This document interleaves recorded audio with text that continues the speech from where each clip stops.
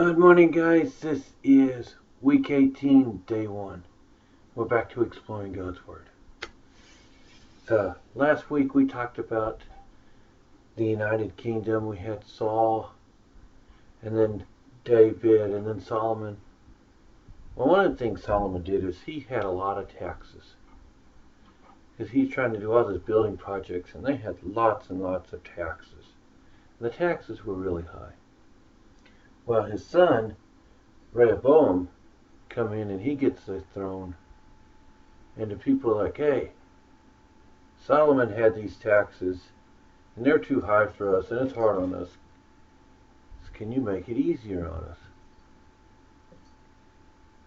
And Rehoboam talks to his advisors, and the old men, they're like, yeah, we probably should relieve the taxes, just at least a little bit. The people will love you then if you give them a break. Give them something they can make you love. The wise man, the young man, his advisor's like, nah, they paid it already, they could keep on paying it. Well, Rehoboam listened to the young advisors, and he kept the taxes. In fact, he raised them a little bit. And the people got mad, and there was a big old revolt.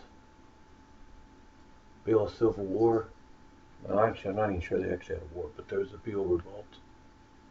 10 tribes of the 12 left and says, we're going to start our own country. We're done with you. And they split off, and they were known as Israel. And then the 2 tribes that remained are the northern kingdom.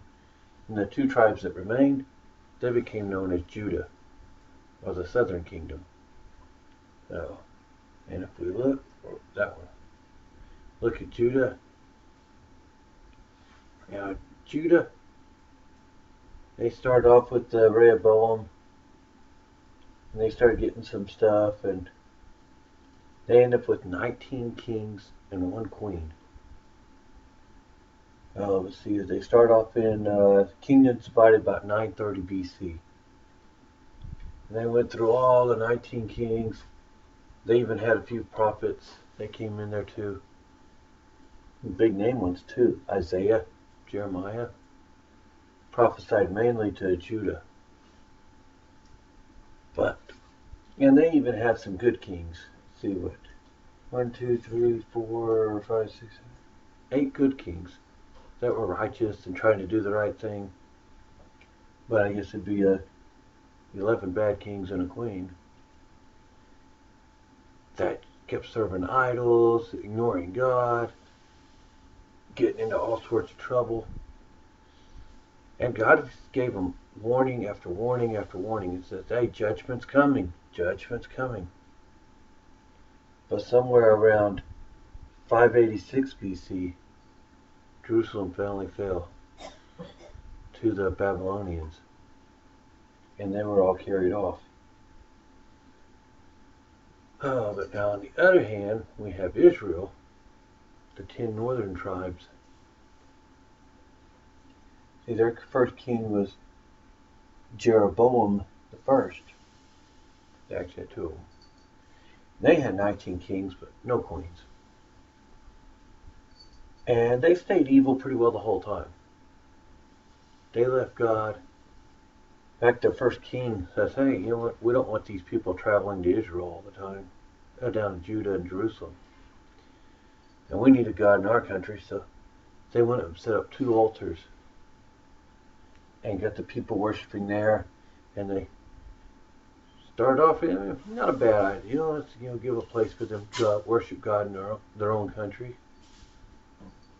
But it wasn't God's way. And eventually it led into a bunch of idols and stuff. And they didn't have a single king that went after them. In fact, they also had one of the worst kings, and a queen that kind of worked with them. His wife, Ahab and Jezebel. But even then, they got some of the cooler prophets. They got Elijah and Elisha.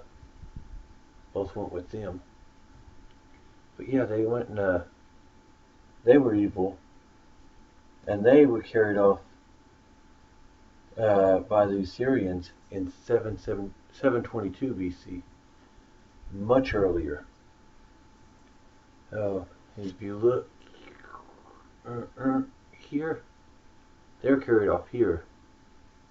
Judah was carried off in this one, this century, the 6th century. So yeah, they went much earlier. But yet they refused to follow God, refused to seek after God. And he kept telling them, judgment's coming, judgment's coming.